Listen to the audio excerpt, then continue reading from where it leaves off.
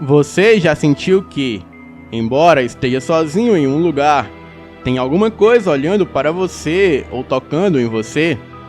Que portas abrem e se fecham sem motivo algum? Ou talvez um frio profundo e inexplicável que penetra nos seus ossos? Já parou para pensar que criaturas te observam quando você está sozinho na sua cama à noite? E podem estar até mesmo embaixo da sua cama, esperando somente o momento oportuno que você adormeça. E também que toda lenda tem um fundo de verdade. No vídeo de hoje, vamos conhecer algumas dessas lendas urbanas de criaturas do folclore filipino.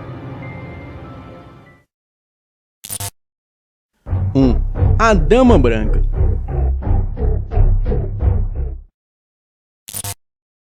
A Dama Branca é um fantasma do campo e veste uma roupa branca e aparece à noite para as pessoas ou para os motoristas que estão na rua durante a madrugada.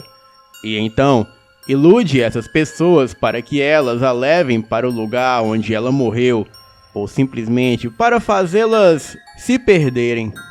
Ela é conhecida pela sua beleza imediata, e quando vista pela primeira vez, mas depois numa segunda olhada, o seu rosto se enche de sangue escorrendo, cortes e feridas. O lugar mais conhecido nas Filipinas dessa aparição é na Balete Drive, localizada no metrô Manila, onde reza a lenda: uma linda mulher foi morta pelo motorista com quem pegava carona. E se um dia você visitar as Filipinas, lembre-se de perguntar aos motoristas ou taxistas se eles já viram essa aparição por lá. 2. Capri.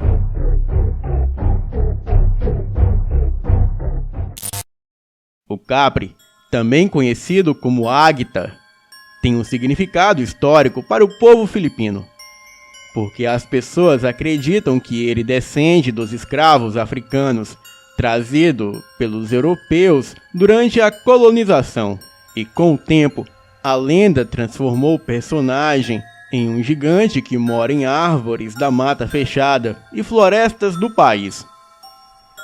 O seu traço principal são os olhos brilhantes, vermelhos ou amarelos, mas brilhantes, que podem ser sentidos durante a calada da noite, e o cheiro forte de fumo que ele fuma, cujas brasas acabam incendiando árvores. E dependendo de quem você seja, o Capri pode tanto te ajudar quanto te fazer entrar ainda mais na floresta e se perder. Além disso, tome cuidado, pois se o Capri se apaixonar por você, ele irá te seguir durante toda a sua vida e ficar à espreita. 3. Manananggal.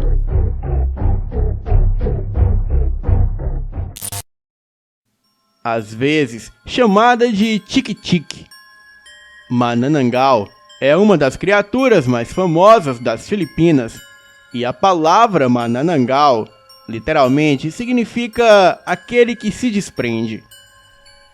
E essa criatura pode se desprender-se da parte inferior do seu corpo depois de passar por uma horrível transformação.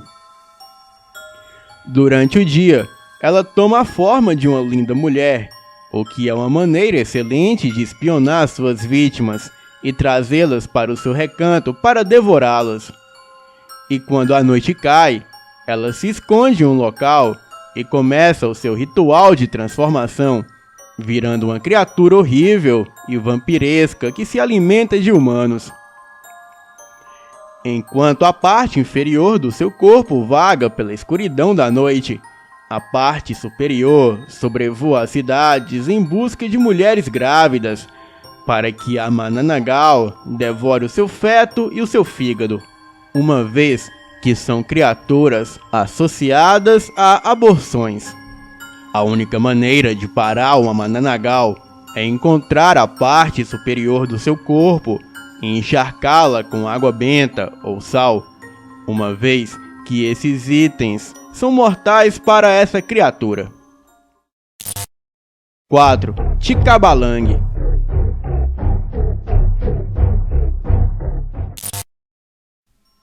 Os minotauros das montanhas têm sido uma praga para os viajantes e alpinistas que vêm para essa região.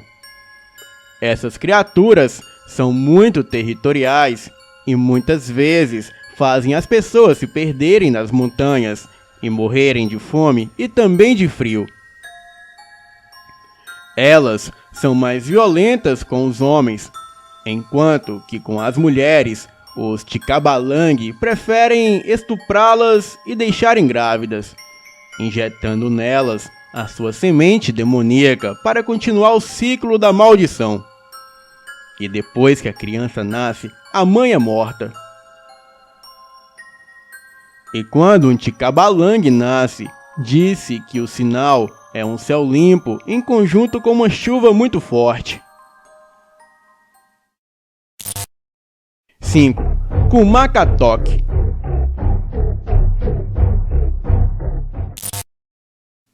Alguns acreditam que os Kumakatoks, que batem na porta, são espíritos que batem em sua porta no meio da noite.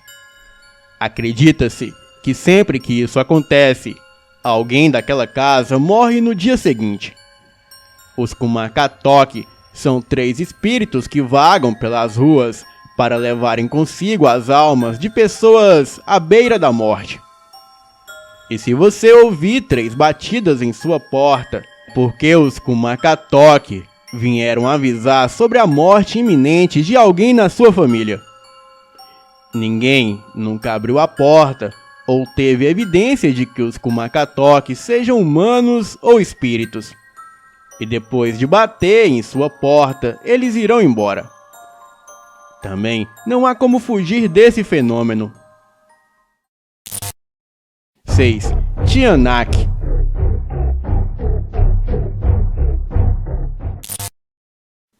Os filhos do demônio assumem muitas formas, e como essa, em que ele é uma criança não batizada, filha de um demônio e uma humana, ou então o espírito de uma criança abortada. Eles aparecem em becos como crianças normais, enrolados em panos, e por serem filhos do demônio, foram abandonados ou abortados, e por isso aparecem em locais escuros, e eles se utilizam dessa tática para atrair vítimas para matá-las. Eles fazem isso para aplacarem a sua sede de vingança contra os seus pais. 7. Azweng.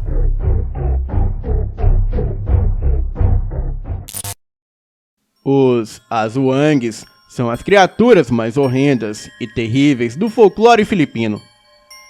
Eles são consortes das Manananggaws e são muito mais perigosos porque podem caçar também durante o dia. Descrito como carniceiros ou matadores de crianças, eles preferem atacar pessoas mais novas, como crianças e bebês, e até mesmo animais de fazenda, usando a sua afiada língua bifurcada. Eles são híbridos de lobisomem com vampiros, e só há uma maneira de matá-los, cortando fora a cabeça deles. Os Azwangs podem assumir a forma humana, pois são metamorfos, e por isso, se uma mulher se casar com um Azwang, ela se tornará uma Manananggal. Os Azwangs também se transformam em animais domésticos para se aproximarem das suas vítimas. Além disso, os Azwangs também tomam a forma das pessoas que matam, assim como fazem os Skinwalkers. 8. A Bruxa do Sono.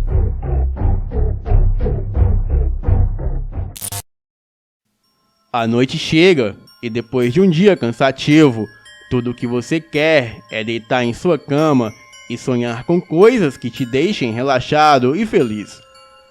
Mas o que acontece quando o que você sonha não é exatamente aquilo que você queira e você acorda sem poder se mexer? Existe uma lenda que diz que há um ser demoníaco que se alimenta das sensações que você tem durante o sono. Para isso, ele se senta sobre o seu corpo e suga as suas energias que você emana enquanto dorme.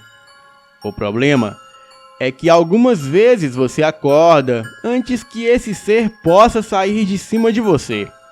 E então, o seu corpo fica paralisado. Você tem o controle apenas sobre o seu globo ocular. Agora imagine como deve ser desesperador você estar sozinho em seu quarto e acordar com um demônio sobre o seu corpo, impedindo todos os seus movimentos.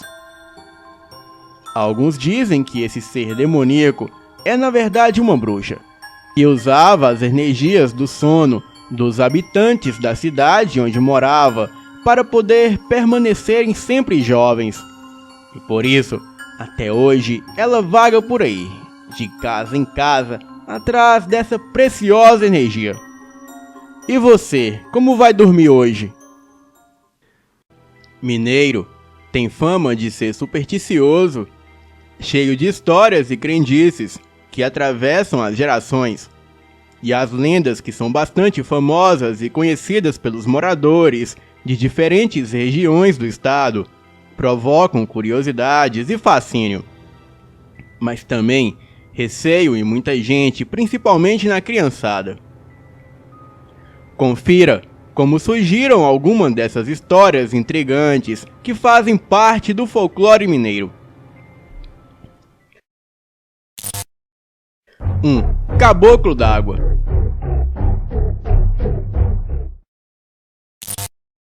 Segundo a lenda do Caboclo d'Água, a criatura é um monstro metade bicho e metade homem, e se abriga no Rio São Francisco. Ele mora em uma caverna no lugar mais fundo do rio e assombra pescadores e navegantes, chegando mesmo a virar e afundar embarcações. E para se proteger do Caboclo d'Água, os pescadores do Rio São Francisco esculpem na proa dos seus barcos figuras assustadoras chamadas carrancas. Outros lançam fumo nas águas para acalmá-lo.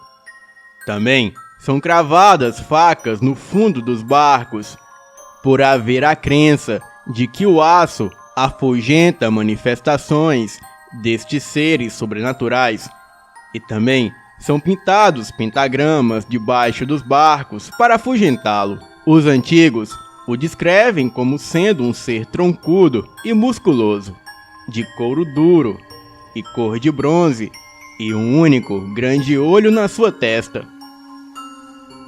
E apesar do seu tipo físico, o Caboclo d'Água, ele consegue se locomover rapidamente tanto na água como na terra. E apesar de poder viver fora da água, o Caboclo d'Água, ele nunca se afasta das margens do Rio São Francisco. E quando ele não gosta de um pescador, ele afugenta os peixes para longe da rede. Mas se o pescador lhe fazer um agrado, como por exemplo, jogar fumo nas águas, ele o ajuda levando os peixes em direção à rede, fazendo com que a pesca seja farta. E de acordo com a lenda, ele também pode aparecer sob a forma de diversos animais. E pescadores relatam que ele pode se camuflar como cobra, lagarto, jacaré e outros animais da região. 2. O ouro amaldiçoado de Pitangui. Pitangui parece até roteiro da saga norte-americana Indiana Jones. Mas o enredo ocorre numa cidade colonial mineira, a 130 quilômetros de Belo Horizonte, na região centro-oeste.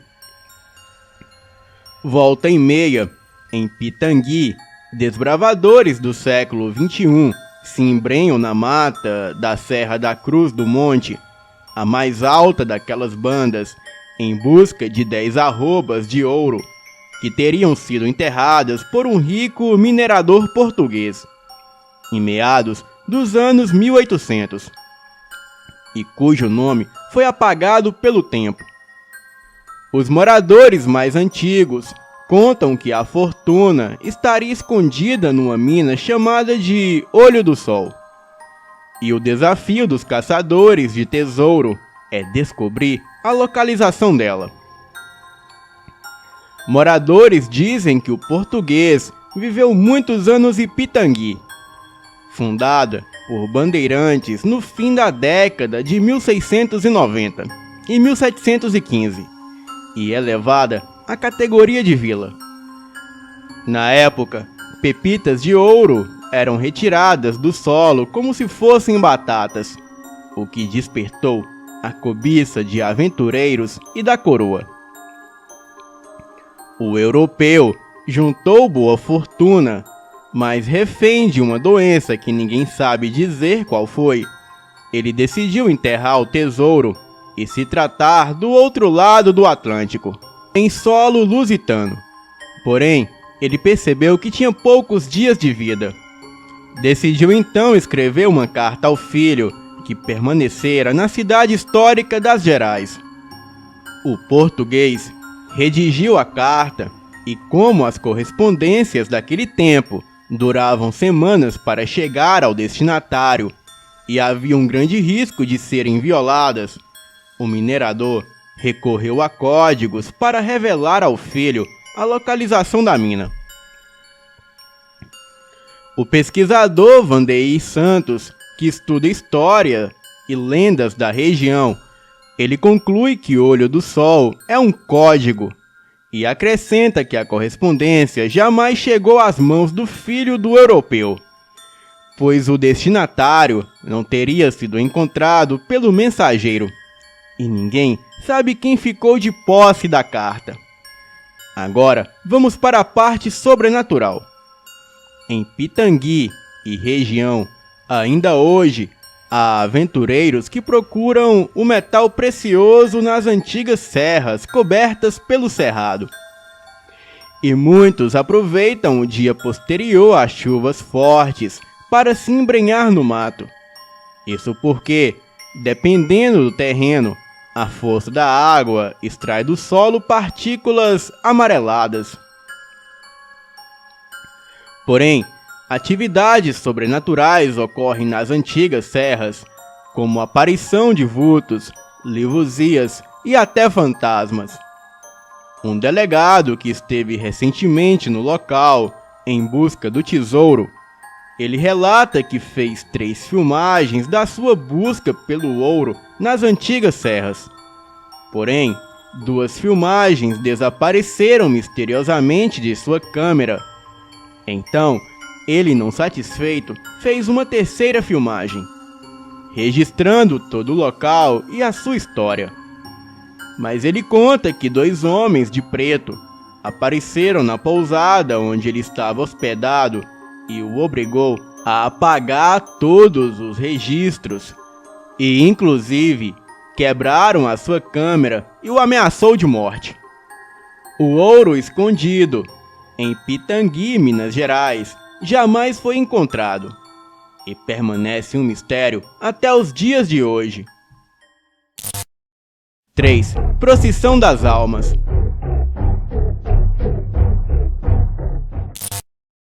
Essa lenda é natural da cidade de Mariana. O município de Mariana situa-se na vertente sul da Serra do Espinhaço e reza a lenda que uma velha que vivia sozinha em sua casa e por não ter muito o que fazer e nem com quem conversar, ela passava a maior parte do dia olhando a rua através da sua janela, coisa muito comum no interior. Até que numa tarde, quando estava quase anoitecendo, ela viu passar uma procissão e todos estavam vestidos com roupas largas, brancas, como fantasmas, com velas nas mãos, e ela não conseguia identificar ninguém.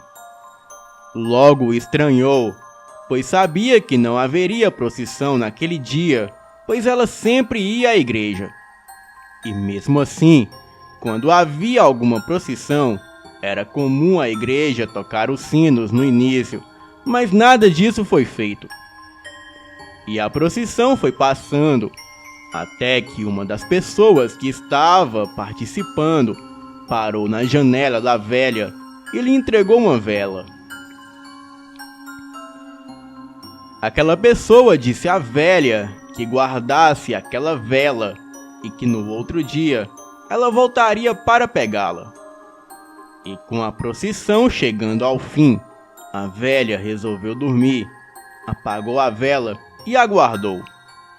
E no outro dia, quando acordou, a velha foi ver se a vela estava no local onde ela guardou. Porém, para sua surpresa, no local em que deveria estar a vela, estava um osso de uma pessoa já adulto e o de uma criança. 4. A Capela do Bom Jesus em Ouro Preto. Ao saber da possível prosperidade com o ciclo do ouro nas novas terras conquistadas por Portugal, ele demonstrou interesse e veio para o Brasil. E ao se despedir da sua mãe, ela o presenteou com uma imagem do Senhor Bom Jesus para a sua proteção. E com o tempo, ele começou a gastar de forma desordenada toda a sua fortuna. Ele estava bebendo muito e perdendo destreza para o seu trabalho. Um dia, ele teve um encontro com uma pessoa bem vestida, que em alguns minutos de conversa o ludibriou. E ao fim da noite, a pessoa se revelou ser o diabo e convenceu o rapaz que poderia lhe oferecer 20 anos de uma vida plena com saúde, amores e muitas riquezas em troca de sua alma. A ganância falou mais alto e o rapaz aceitou a proposta.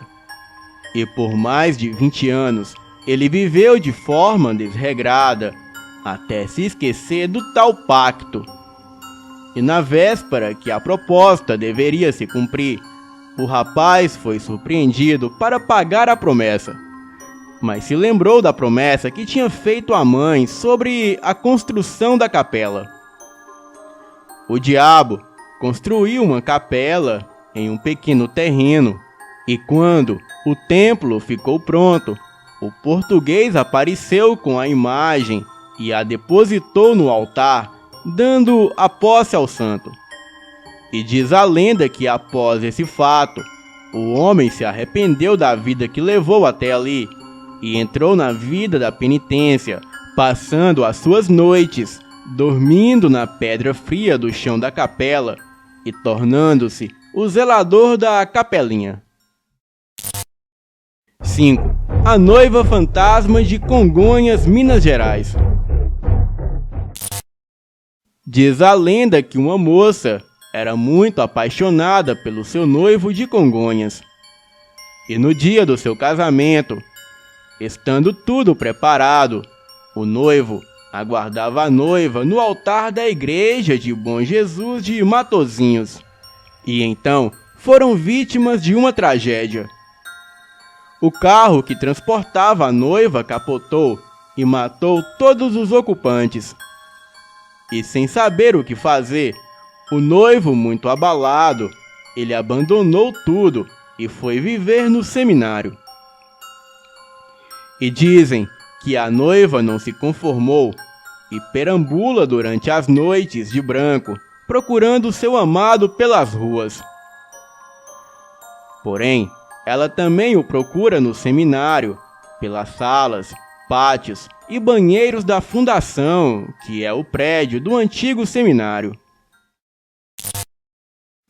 6. Romãozinho.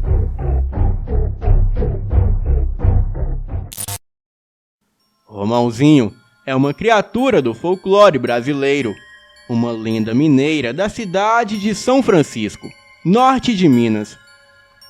Porém, a lenda se assemelha muito com a lenda do Corpo Seco, outra criatura do folclore brasileiro.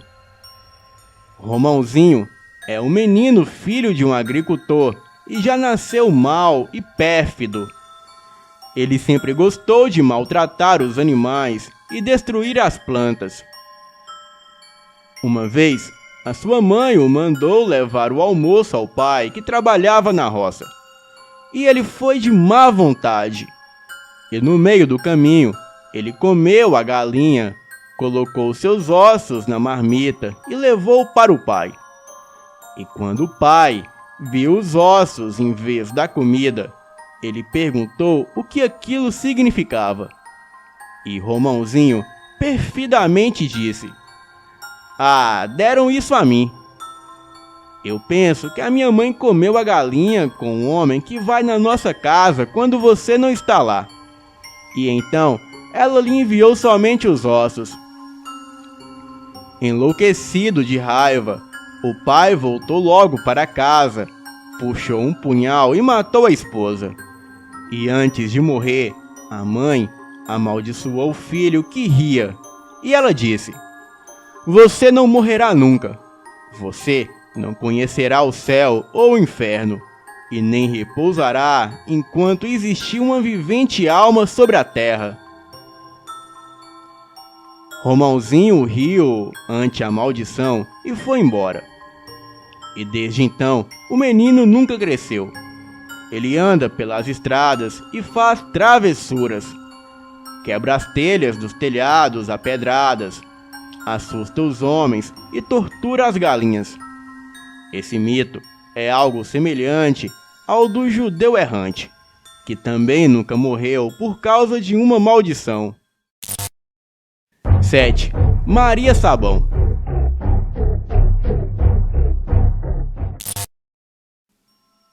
Essa lenda vem de Mariana, Minas Gerais. Maria Sabão é mais um personagem do folclore brasileiro. E dizem que ainda no século XVII, ela foi uma escrava que, amando do seu senhorzinho, que era barão de uma grande terra, ela fazia sabão com a gordura das crianças que este matava. E muitas dessas crianças eram filhos de escravos de outros barões. O propósito dele era tirar todos os seus concorrentes para ter as terras apenas para ele. Maria Sabão tornou-se uma assombração, uma espécie de bicho-papão evocada contra crianças arteiras e que teimavam em não obedecer a seus pais.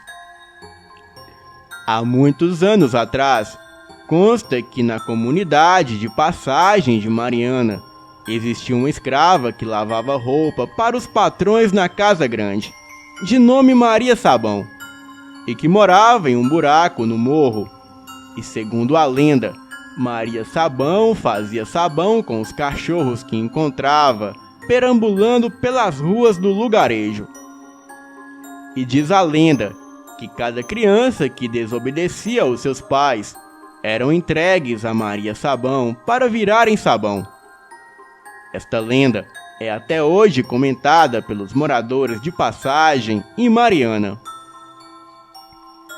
Maria Sabão fazia sabão com abacate e sebo em uma caverna do distrito de Passagem, em Mariana. E quem mora perto de onde a mulher fabricava os seus produtos conta que ela, vez ou outra, costumava aparecer e amedrontar quem circula pelo local. No quadro Lendas Urbanas de hoje, vamos falar um pouco das lendas urbanas de São Paulo, que talvez você não conheça. E não pense que São Paulo, por ser uma grande metrópole, não tem os seus dias de terror. Talvez São Paulo seja até mais assustador do que muitos outros cantos do Brasil. Então, venha conhecer as 7 lendas urbanas mais assustadoras de São Paulo. 1. Ilha de Queimada Grande. A Ilha de Queimada Grande, ou Ilha das Cobras, fica na costa brasileira, a quase 150 quilômetros de São Paulo. A ilha tem cerca de 1,5 km de comprimento e é habitada por milhares de jararacas e lhoas, que estão entre as cobras mais mortais do mundo. O nome Queimada Grande vem do fato de que os antigos visitantes da ilha ateavam fogo à vegetação para espantar as cobras e desembarcar com segurança. Na década de 1920, um zelador do farol foi enviado à ilha com a sua mulher e a sua filha de 5 anos, e o farol era utilizado para avisar os navegantes sobre as perigosas correntes em torno da Ilha das Cobras. E durante uma viagem para levar recursos, a equipe encontrou o farol abandonado e a porta aberta. A família acabou sendo encontrada morta em uma trilha na encosta. E diz a lenda que, apesar dos muros de proteção em torno do farol, uma cobra conseguiu entrar. E até hoje, muitos dos que visitam a ilha afirmam ouvir uma leve risada de garotinha ecoando com o vento. Outra lenda conta a história de 3 pescadores famintos que voltavam ao continente de uma viagem de pesca infrutífera e foram atraídos pelas bananeiras da ilha. E uma vez na ilha, os 3 pescadores foram picados por cobras e voltaram correndo para o barco. E várias semanas depois, 2 dos corpos foram encontrados em poças de sangue. O terceiro pescador nunca foi encontrado. No começo do século XX, agricultores tentaram criar uma plantação de banana na ilha, e eles tentaram matar todas as cobras, queimando a ilha inteira. Mas elas sobreviveram se escondendo nas cavernas e fendas escondidas da ilha. E os planos da plantação foram abandonados. 2. Kombi dos Palhaços.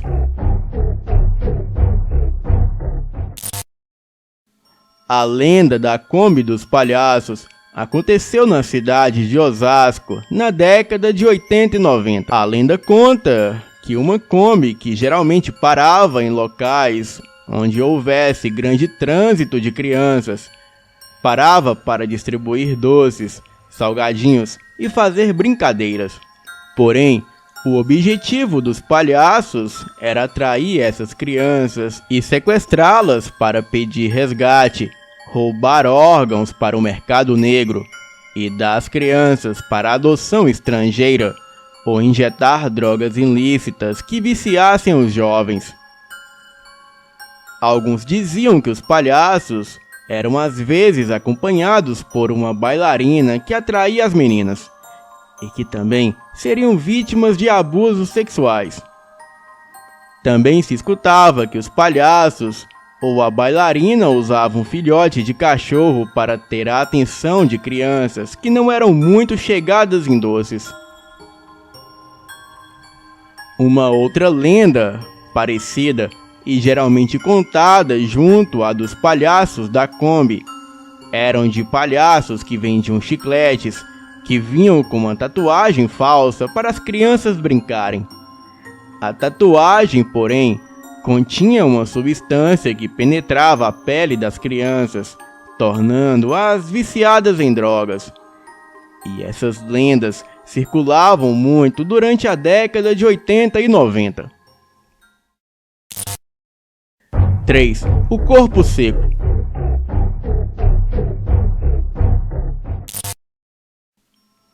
O Corpo Seco é uma assombração cuja lenda, relativamente recente de meados do século XX, é contada em São Paulo. Nem a terra aceita receber as pessoas que maltratam seus pais. E este foi um homem chamado Zé Maximiano, morador do município do Monteiro Lobato, região da Serra da Mantiqueira, conhecido por bater no pai e na mãe. E quando morreu, supostamente de morte matada, ele foi enterrado no cemitério municipal, porém, foi rejeitado pela sepultura e passou a assombrar o local. E por este fato, acharam por bem transferir o corpo para um lugar ermo. E por recomendação do padre da cidade, decidiram pôr em uma gruta, cuja entrada era delimitada por um córrego, pois a lenda dizia que tal entidade não atravessa a água. Um amigo do defunto, o padre Vicente, encarregou-se de fazer o transporte. O corpo foi colocado em um balaio e, ainda por recomendação do padre, Pedro levou consigo uma vara de marmelo, pois havia risco do morto se rebelar, e nesse caso, o jeito era bater-lhe com a vara. Bem, dito e feito, o corpo seco tentou agarrar o amigo a fim de matá-lo, mas foi repelido com varadas. Diz o povo que entes como o corpo seco agem nas noites de sexta-feira à meia-noite. Aparece na beira dos rios e açudes, e se alguém aparecer, o corpo seco pede para ser transportado para outra margem. E em troca, ele promete revelar o esconderijo de um tesouro. Seja no barco ou nas costas do benfeitor, quando está no meio do curso da água, a assombração começa a pensar, e assim afunda pequenas embarcações, ou a pessoa que o carrega nas costas, matando a sua vítima por afogamento. E outros contam que ele fica nas estradas, tocaiando os desavisados, dos quais, ao modo dos vampiros, chupa-lhe o sangue para se manter na terra, e evitando desse modo a ser tragado para os quintos dos infernos.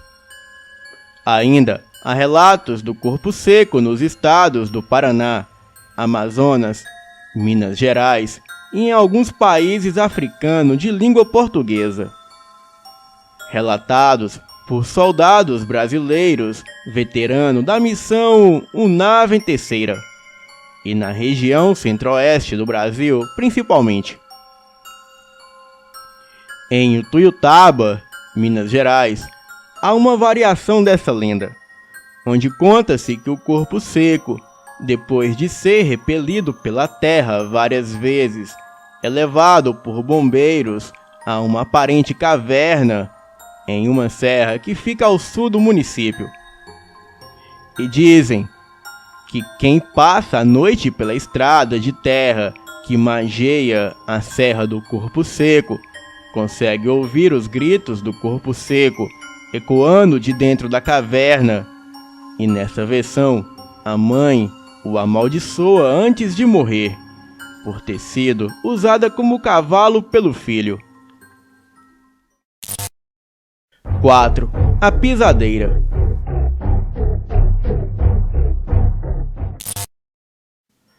Conta-se que a pisadeira é uma velha com garras compridas e de aparência medonha que surge no meio da noite e pisa sobre a barriga das pessoas tentando asfixiá-las. Considerando a verdadeira personificação do pesadelo, essa lenda de origem brasileira é muito popular no estado de São Paulo e Minas Gerais. A pisadeira é descrita também como uma mulher muito magra, com dedos compridos e secos, unhas enormes, sujas e amareladas. Tem as pernas curtas, cabelo desgrenhado, nariz enorme com muitos pelos. E como um gavião, os seus olhos são vermelhos fogo, malignos e arregalados.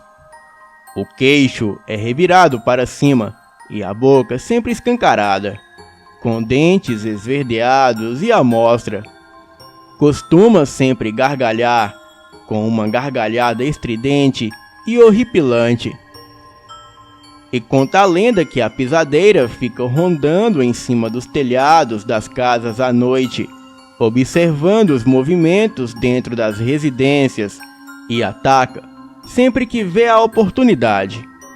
E geralmente o ataque ocorre após o jantar, quando o infeliz vai dormir de barriga cheia. E essa é a hora preferida da velhinha macabra entrar em ação. Ela sai do seu esconderijo, entra no quarto, sem nunca ser vista por ninguém da casa, e pisa no peito da pessoa, deixando-a em estado de paralisia. Porém, a vítima da pisadeira consegue acompanhar e ver tudo de forma consciente, o que traz grande desespero para a pessoa, pois fica totalmente impotente frente ao ataque da pisadeira. E apesar da sua aparência quase esquelética, a pisadeira apresenta um peso descomunal, assim como uma força muito grande para alguém do seu porte físico. Algumas pessoas que foram atacadas pela pisadeira afirmaram não terem visto nada, só sentindo a presença e o peso da criatura. Já outros relataram terem sentido e visto a criatura em toda a sua feiura característica. As vítimas contam também que enquanto a pisadeira o sufocam, ela costuma emitir enormes gargalhadas de prazer. E para o pavor das vítimas, somente elas puderam escutar, e as outras pessoas da casa relatam não terem escutado nada. Somente o grito de desespero da vítima quando a pisadeira cessava o ataque. O tempo de duração do ataque costuma variar bastante, de poucos segundos a alguns minutos e, em alguns casos, até mesmo horas. Existem muitas mortes ocorridas enquanto as pessoas estavam dormindo, que são associadas à pisadeira. E mesmo os sortudos, que conseguem se desvencilhar do assustador ataque, não podem baixar a guarda nunca, já que a entidade se alimenta do medo deles. Portanto, a chance de ocorrer um segundo ataque é muito grande. 5. Loira do banheiro.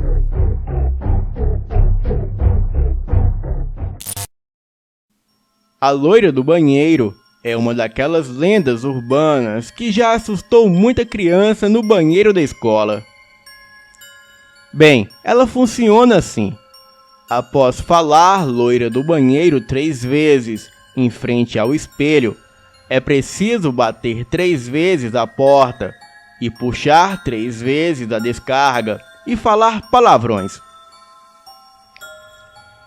O importante é que o ritual seja feito em um banheiro escolar.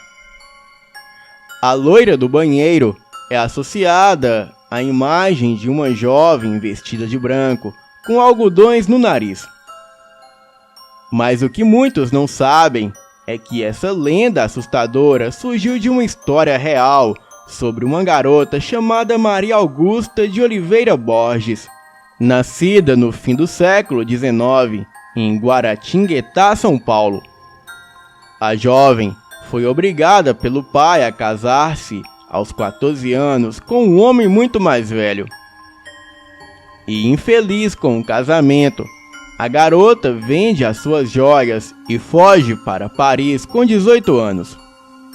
Aos 26 anos, a Maria falece, e com o sumiço do atestado de óbito, o motivo da morte é um mistério até hoje.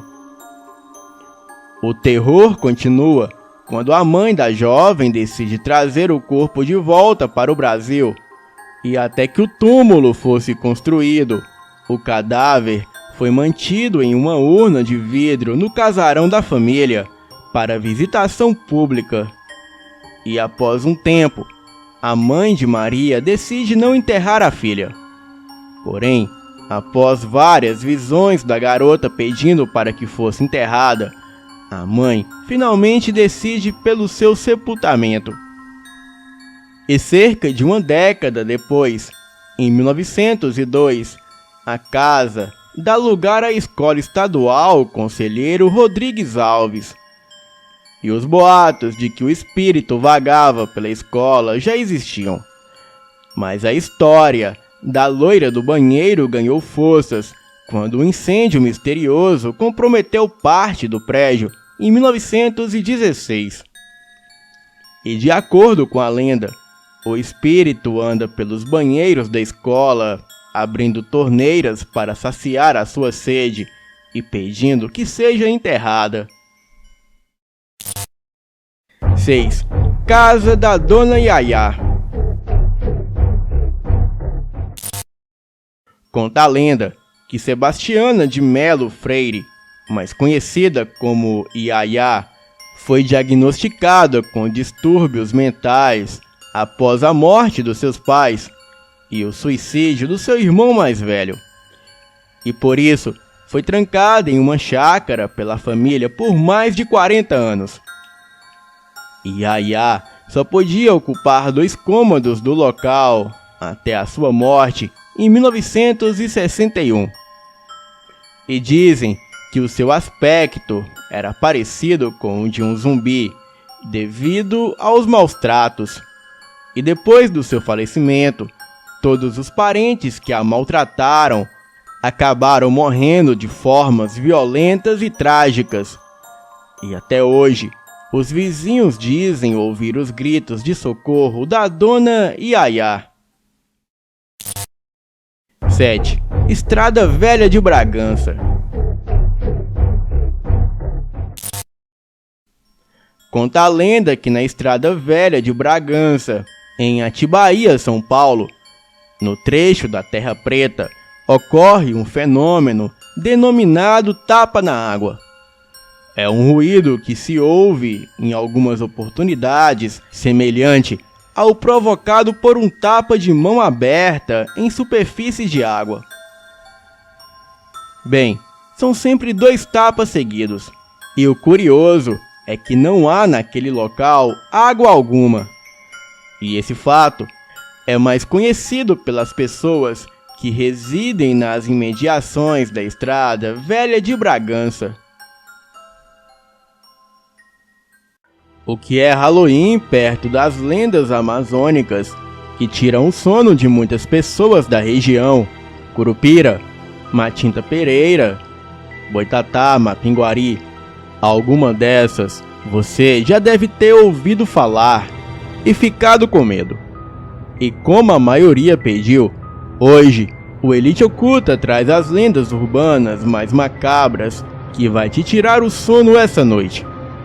Então, se você for do Amazonas ou pretende viajar para lá, tome muito cuidado com essas criaturas nessas bandas e saibam como se proteger de tais assombrações. 1. Boitatá.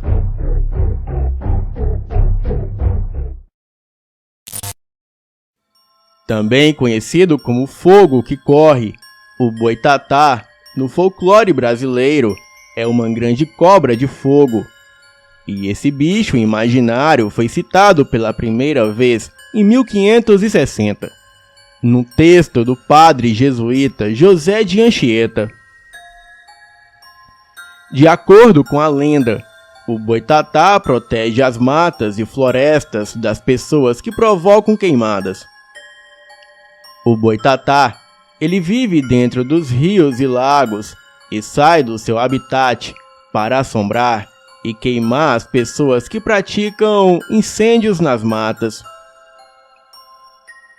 E de acordo com essa lenda, o boitatá possui a capacidade de se transformar num tronco de fogo. E este animal passa grande parte do tempo rastejando pelas florestas na escuridão da noite, pois é uma alma penada que deve pagar os seus pecados desta forma. 2. Mapinguari.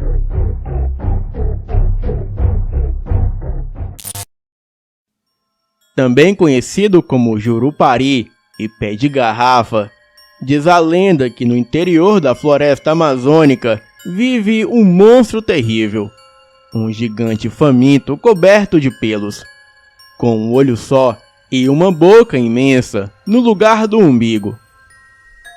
De braços longos e garras afiadas, o Mapinguari vaga pela mata em busca de animais e pessoas para devorar. Muita gente acredita que a origem da lenda do Mapinguari seja o megatério, ou preguiça gigante, um animal pré-histórico que vivia nessas terras até 10.000 anos atrás, e cujo esqueleto pode ser visto no Museu Nacional na Quinta da Boa Vista. A existência de um monstro conhecido como Mapinguari é amplamente registrada em inúmeras localidades na Amazônia.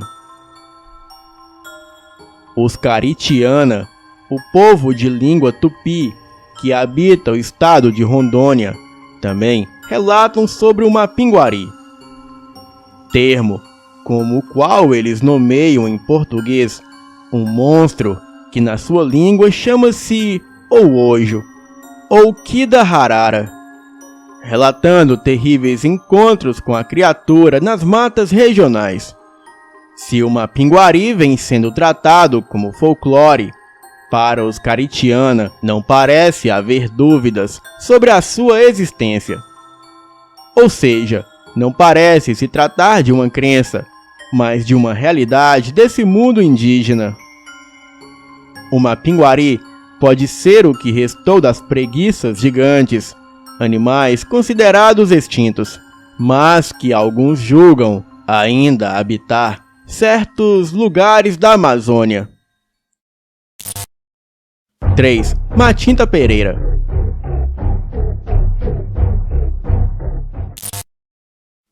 Conta a lenda que à noite, um assobio agudo perturba o sono das pessoas e assusta as crianças, ocasião em que o dono da casa deve prometer tabaco ou fumo. Ao ouvi-lo, o morador diz: "Matinta, pode passar amanhã aqui para pegar o seu tabaco." E no dia seguinte, uma velha aparece na residência onde a promessa foi feita, a fim de apanhar o fumo. A velha é uma pessoa do lugar que carregaria a maldição de virar Matinta Pereira. Ou seja, a noite transforma-se nesse ser indescritível que assombra as pessoas. A Matinta Pereira pode ser de dois tipos, com asas ou sem asas. A que tem asa pode transformar-se em pássaro negro e voar nas cercanias do lugar onde mora. E a que não tem, anda sempre com um pássaro considerado agourento, identificado como sendo uma rasga-mortalha. Dizem que a Matinta, quando está para morrer, ela pergunta: "Quem quer? Quem quer?" E se alguém responder "eu quero", pensando se tratar de alguma herança, de dinheiro ou joias, essa pessoa recebe, na verdade, a sina de virar Matinta Pereira. 4. Boto cor-de-rosa.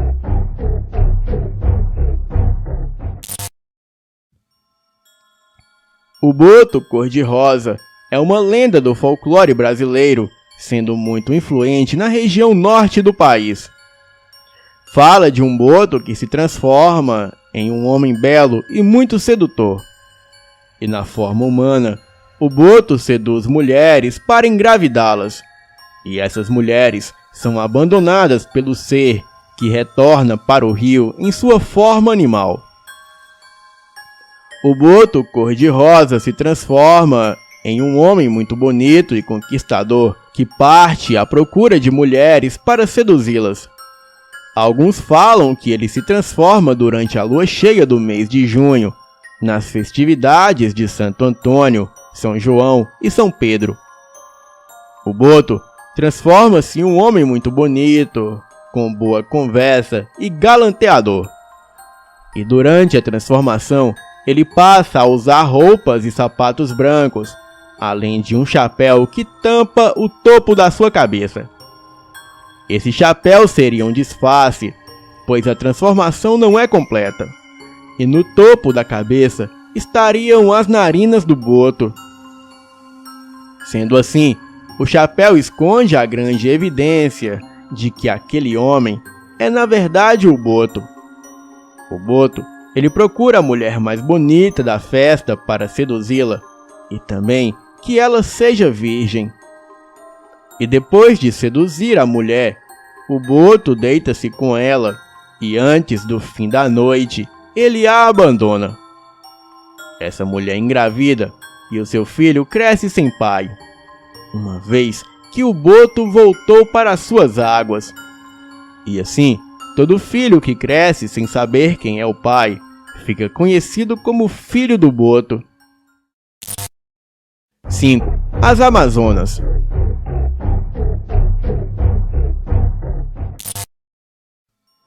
O nome Amazonas, que batiza o maior estado do Brasil e um dos maiores rios do mundo, tem a sua origem em uma lenda grega que veio parar em terras brasileiras. Quando expedicionários europeus, liderados pelo espanhol Francisco Orellana, chegaram à região que hoje pertence à Amazônia, em 12 de fevereiro de 1542. E encontraram um grupo de índias guerreiras. E segundo os relatos, elas lutavam nuas e viviam em tribos isoladas, sem homens. Eram chamadas pelos índios de Icamiabas. E por seus costumes, elas lembravam as lendárias Amazonas da mitologia grega, que viviam na Ásia Menor, e logo foi feita a associação entre elas. As Icamiabas eram mulheres altas, musculosas, de pele clara, cabelos compridos e negros. E como descreveu o frei espanhol Gaspar de Carvajal, que fazia parte da expedição de Orellana, ele disse tê-las visto às margens do rio Inhamundá, na divisa dos estados do Pará e do Amazonas.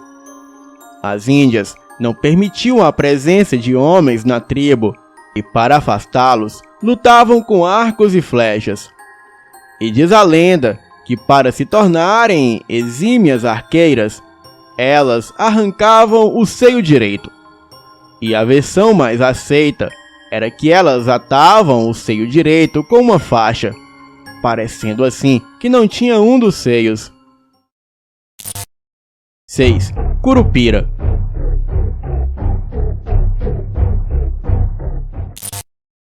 O Curupira é um ser do folclore brasileiro que é geralmente apresentado como um anão que tem como grande característica os seus pés do avesso. Isso é, com os calcanhares voltados para frente. Em alguns locais, ele tem cabelos vermelhos, enquanto em outros, ele é careca e, além disso, existem regiões em que o Curupira é descrito como tendo apenas uma perna, dentes verdes e um pênis gigante. Os relatos feitos por portugueses durante o período colonial apontam que os índios temiam bastante as ações do Curupira. O relato mais antigo de que se tem conhecimento foi feito pelo frei José de Anchieta, em 1560. E nele, o autor relata as possíveis ações do Curupira contra os nativos. Ele diz o seguinte: é coisa sabida, e pela boca de todos corre que há certos demônios, e que os índios chamam de Curupira, que açoitam os índios muitas vezes no mato, machucam-os e os matam. São testemunhas disso os nossos irmãos, que viram algumas vezes os índios mortos pelo Curupira. Muitos temiam entrar na floresta exatamente para não irritar o Curupira, e por isso realizavam pequenas oferendas para o seu guardião, doando-lhe fumo e cachaça, 2 itens que o Curupira adora. E além de matar aqueles que entram para fazer o mal à floresta, o Curupira pode os atrair para dentro da mata, com o objetivo de fazer com que eles fiquem perdidos. Toda lenda tem um pouco de verdade. Certamente você já ouviu esse ditado. E quem pode falar que tais lendas são verdadeiras ou falsas? Existem muito mais mistérios entre os céus e a terra do que explica a nossa vã filosofia. E no vídeo de hoje, vamos conhecer as 5 lendas urbanas mais famosas do estado do Rio Grande do Norte. Então, já deixe o seu like e bora para o vídeo. 1. Os veados fantasmas.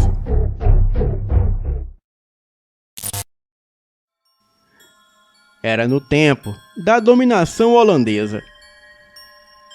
O dia era 30 de maio, dia de Santo Humberto, e o tenente Pieter van Boeck, do castelo de Caulen, ele resolveu ir caçar. E de nada lhe serviram as advertências de que não se devia matar caça naquele dia, pois era um dia sagrado. Pieter embrenhou-se nas matas que circundavam a aldeia de Nova Amsterdã, conhecida atualmente como a capital natal. E conta-se que lá pela meia-noite ele meteu fogo em um jacu e também matou outros bichos. E quando estava mais dentro do mato, quando a lua brilhava intensamente, ele viu parado numa clareira 3 veados que riam e conversavam entre si, sob o luar. Ele sentiu muito medo, e o silêncio pairava nesse momento, e ele quis atirar, mas as suas mãos não se moveram.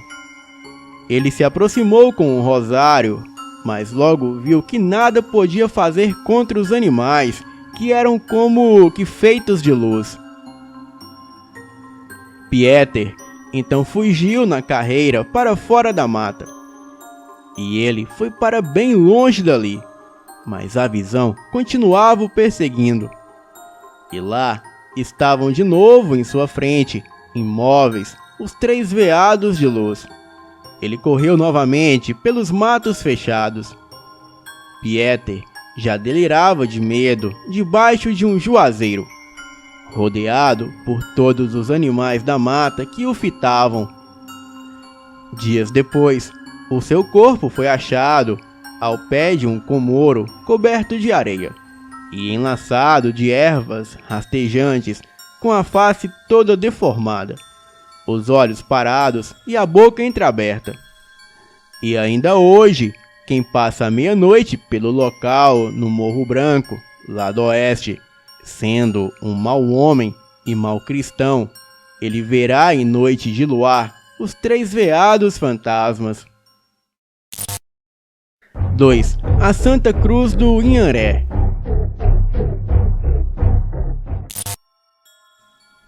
Nos tempos heróicos do Rio Grande do Norte, indo já avançada a colonização, vastas terras permaneciam despovoadas. Eram aquelas compreendidas na região do Trairi e cabeceiras do Potengui, e ninguém podia morar ali, porque ao quebrar os ramos do Inharé, a árvore sagrada, as fontes secavam e os animais tornavam-se ferozes. Uma vez, um missionário de passagem por lá, ele tomou os ramos do Inharé e com eles ele fez a cruz que plantou no meio do descampado.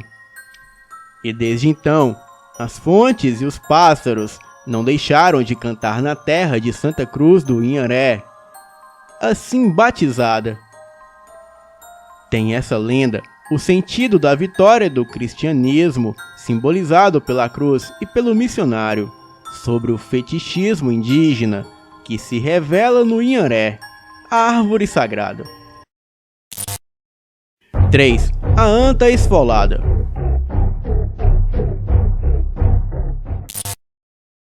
Essa lenda explica porque o antigo povoado de Anta Esfolada passou-se a chamar-se Nova Cruz. Há muitos anos, existia ali uma anta possuída pelo demônio. Era o terror das redondezas. Pois certa vez, era sexta-feira santa, e um caçador a pegou na armadilha e resolveu esfolá-la viva para tirar-lhe o feitiço. Mas o que é fato é que a anta, nos primeiros talhos, deu um pulo enorme e deixando o couro nas mãos do caçador, e fugiu pelos matos. Assim esfolada, ela levou fama de mal-assombrada e semeou medo nas noites do agreste. E ela deu nome até ao povoado, Anta Esfolada. E certa vez, um missionário mandou vir de Santa Cruz uns ramos de inharé à árvore sagrada. E com eles fez-se uma cruz, que fincou na vereda por onde a anta costumava passar. E nunca mais o bicho apareceu. E o lugar ficou chamado daí em diante de Nova Cruz. Acontece, porém, que o caçador que prendera a anta, receoso demais, ele enterrou o couro nas areias do rio Curimataú, cujas águas tornaram-se salobras. E disse que somente ficarão boas no dia em que se desenterrar o couro com todos os seus pelos. Manoel Dantas conta essa lenda em Homens de Outrora. Nova Cruz era vila em 1968, transferindo-se para ela a sede municipal de São Bento, cidade em 1919. 4. A Serra da Negra.